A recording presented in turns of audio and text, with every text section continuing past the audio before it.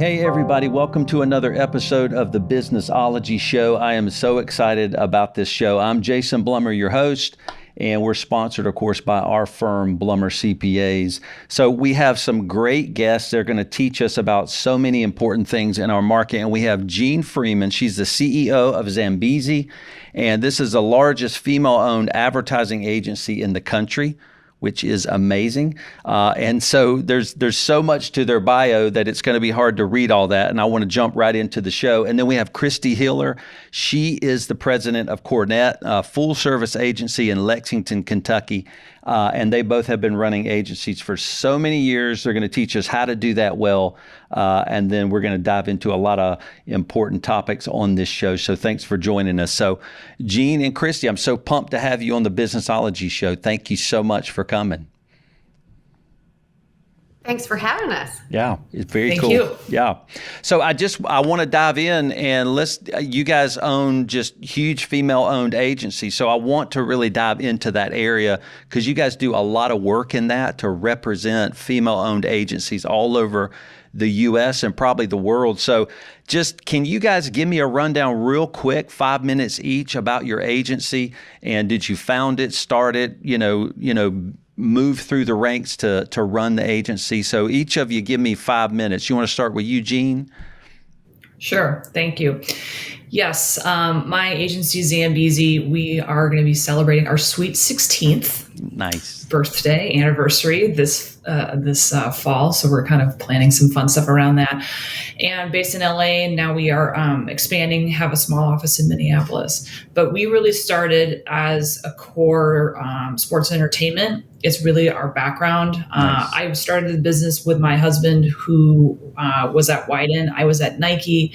Kobe Bryant was our initial business partner. Cool. Again, I just came back from a run. I thought this was just audio only. So really living the sports ethos is something that we do at Zambezi. But yeah, we have grown from just creative only to a full service agency over the past, 4 years since taking over ownership in 2016. Nice. And so we have about 120 staff. And we are proud to be the largest women-owned agency, and that's how Christy and I have become connected as one of the few women agency owners in the business. And we both had similar aspects when we came into series of ownership that, wow, there's really not a lot of visibility around women-owned agencies, and who are the other women that are owning agencies. And with that, I'll hand it over to Christy to kind of tell her story. But the reason why Christy and I are working on this is it's all due to Christy and her putting the time and effort in to really form this community that we're building. Own it. Nice. Well, and it's not all due to me. Jean has been my partner in it, and just really locked arms with me from the beginning. So yes, as you mentioned, I am the president and owner of Cornet. I've been here at Cornet for 20 years. About 5 years ago, I took over as president, and then a year and a half ago, I purchased 100% of the agency. And very cool. I would say, really, over the past probably maybe like the last 10 years, I've really been focused on getting Cornet. We have a fantastic, wonderful relationship in this market, and we have an incredible roster of accounts and brands that we've worked with for many, many years that are in this market. And we have every intention of continuing those relationships, but we really also wanted to add and grow and move more into the national space. And so we started participating more, and I would say really probably over the last maybe 3 years was really when we just kind of looked up outside of this market and started getting to know the business more and the industry more, and being more of an active participant in it. And so it was shortly after I purchased the agency that I started asking around how many other female-owned agencies are there, and I really actually expected to get a number, and pretty quickly, like somebody was just going to give me this number, but nobody could give me the number. And that isn't something that goes over very well for me. So I just kept knocking and asking, and every person that couldn't give me the answer, I said, who do you think could? And then I just would go to that person. And ultimately the best source that we found was from the 4As. And the 4As said that of the 20,000 agencies in the US, less than 200 of those are owned by women.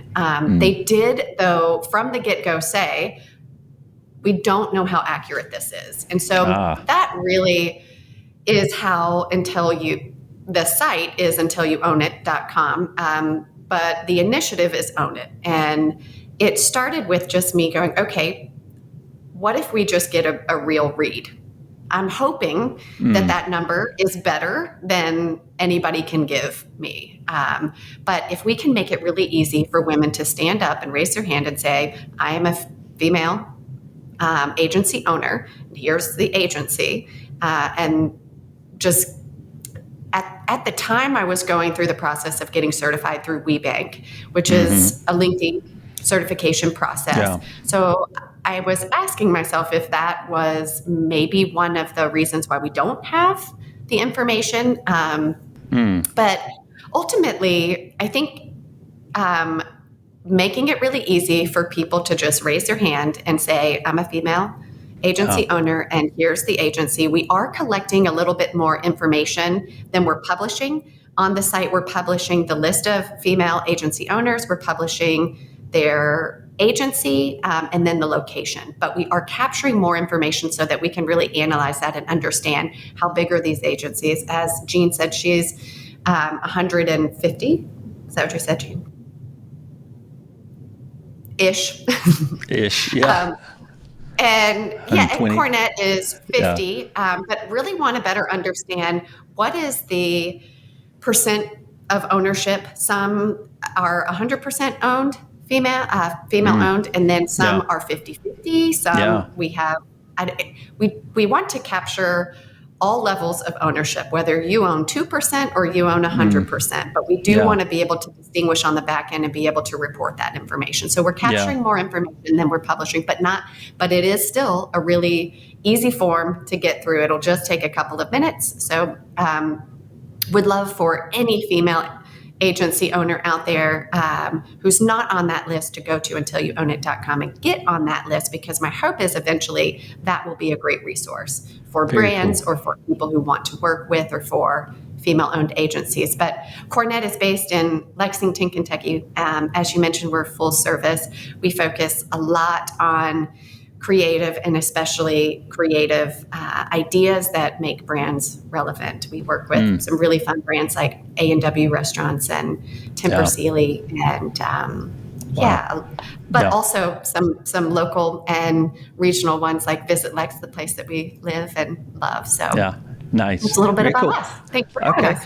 Yeah, well, no, I started reading about Own It, and we've been in service to agencies for a decade, and we work with a lot of women-owned agencies and coach and do the strategic work with them of leading and running their agency. So it was kind of fascinating to me that it's not known. Of course, we don't know that number either, but it's just a common thing just in our regular service. And so it was interesting that somebody's trying to figure the data out behind it. It feels really normal, but it probably is not as normal maybe as we think it is. And so it got me really intrigued. And I guess I would love to just hear from you guys. What are some different ways a female-owned agency is going to represent a market differently than some other type of agency? And I'm sure you guys have a lot of examples of how you've been able to do that and how markets actually will come to you for that very particular reason. Can y'all give us some examples of that, more just better ways to represent?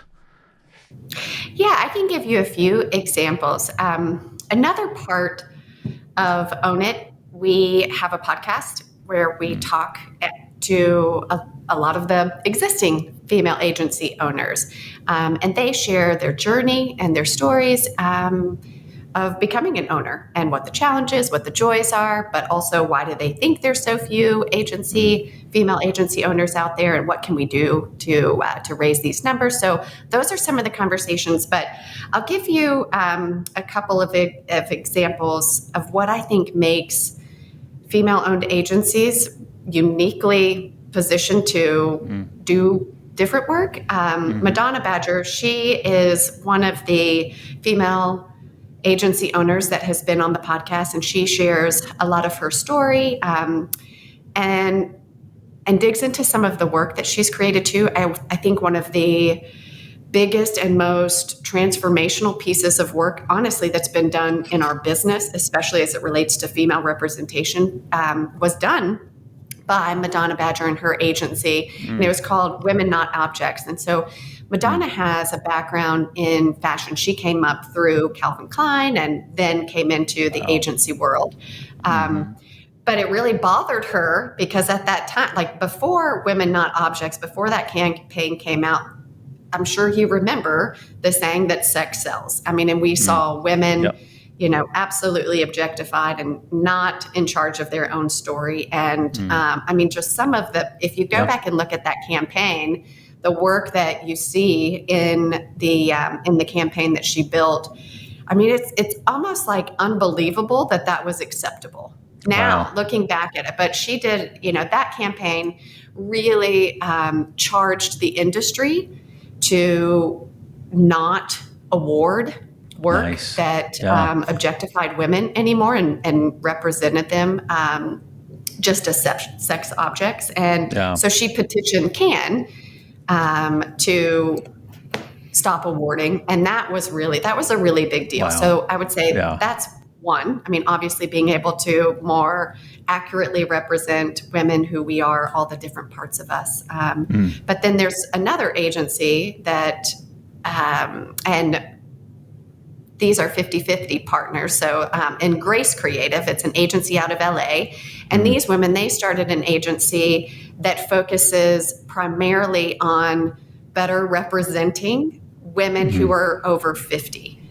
Because I think a lot of how they're represented in media is like, they're just old and it's these old ladies, and like, and their point is like, no, like the lifestyle that is that is shown is very different. I mean, they very much view themselves as young and, have all of these many things that they want to do. And so anyway, so they focus on better representation of women over 50, but there's lots of examples of that. I can think of Fancy out in New York. Those two female founders, they're also on the podcast. They tell the story, but they focus a lot on women who are over 40 and how to represent us better. So us, because very cool. I'm in that. Yeah, I know. Well, Jean, do you have any stories of just how you've been able to represent female-owned agencies and companies, I guess, throughout the world in the work at Zambezi? Yes. So I think just in general, the larger picture here is trying to, and we're storytellers. That's what we do as a job. And so really bringing a narrative to the fact that there are so few women-owned agencies, how we can get them continue to have elevation that can help grow and sustain their businesses, and how entrepreneurship is a path forward from leadership. Nice. I think coming out of what Women Not Objects showcase within our industry was majority male leadership creatively within industries. And I have also been a part of an industry initiative, the 3% movement, which really highlighted the fact that at the time when it started in 2010, that only 3% of women held creative director titles, which is just bonkers if you think about the purchasing power of women. Yeah. So using data as the core to then not have an emotional argument. We're having a rational argument, and how this is a business imperative that's not only for, it's really for brands. If you really want to represent to who, from a purchasing power of who's looking at your ads. So that's what really, I think, idealized for Own It, to really have that be the data source that continue to elevate and also just showcase the fact, Jason, I think it's great that you work with a lot of women-owned agencies. I think what we're seeing with the data similarly in terms of national women-owned businesses, if you look at it holistically within the United States, 40% of businesses are owned by women. Yeah. But yet the revenues are so small compared to the rest of corporate kind of structures that are ruled by men for men. Yeah. So we're seeing that similarly now too, within how you compare the data that we're capturing for women-owned agencies. I mean, the fact that my company, which is 125 people, which is, yes, it's big, but it's very small. When you look at it in the totality of the industry, it really is, again, what we're trying to do is showcase that there's a lot of dialogue and discussions and stories that need to be told and need to be heard. Because I think that's really the power of what we can do as women-owned agencies. We can really set the path forward to create more, and really separating it from, yes, there's a lot of women's leadership initiatives which need to be continued and nurtured, but really the next evolution from leadership is ownership, and that's where Christy and I own it, creating a community of owners, and then the mentor and the ability for others to join us. Yeah, very cool. And I just want to connect these two things really quickly. So what Jean is saying, that I do think it's really important to talk about the purchasing power of women, right? I mean, that's a pretty well-known thing. Over 85% of purchasing decisions are made by women. And yet 1% of the agencies that motivate and really work to get them to purchase are owned by women. And just as I said and talked about the representation of those women, a huge piece of connecting with them is representing them properly. Yeah. That makes sense. So the work, I mean, yes, it's I see. The work will be better. And therefore the businesses that use those agencies, it is almost insane to me that there are so few female owned agencies, although just if you look at the industry, that's just not how the industry was built. So it's really surprising, but also not. Yeah. And I wonder, I mean, the data behind this is just really fascinating to me ever since I saw the Own It initiative. And so our sweet spot is working with agencies between 2 and 5 million in revenue. That has some level of complexity where we're doing consulting. And so we see a lot of women-owned representation in that space. Do y'all think it's different at different size companies? Like Jean, your agency is actually very large by many agencies, except maybe the holding companies or something like that. It's still a very large agency. Is representation different at different size layers of company? Would you say that, or do you know that yet? I mean, I would say there's just not the scale. And it's more difficult to scale, and you're seeing that with access to capital, access to larger contracts with bigger companies and brands that are used to working with a certain caliber and type of agency from an infrastructure standpoint. And that's why I think that sometimes it almost hurts women-owned agencies with Fortune 100 companies that have these supplier diversity quotas, because they're trying to work with women-owned businesses, Black-owned businesses, LGBTQ businesses, but at times they don't set them up properly as the contracts increase to allow them to be able to service it.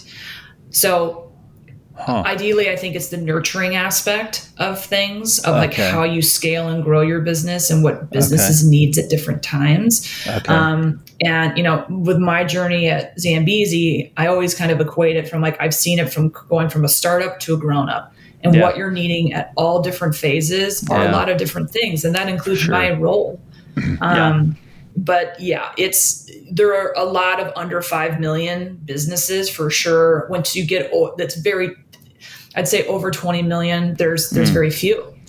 So I think that's the next thing to really kind of dig into of the revenue levels. Why is that? Yeah. Is it really more just access to business capabilities so they can tell they know, I think it's a visibility aspect. Yeah. And so that's why also as we view us as an industry, we can be very singular at times of what we focus on within our own industry. So what Christy and I are doing with Own It is, well, if you can't get the coverage through the main distribution channels, why don't you just create your own? It's a very entrepreneurial way of doing it. Right. Yeah. Right. Just take it over and do it yourself.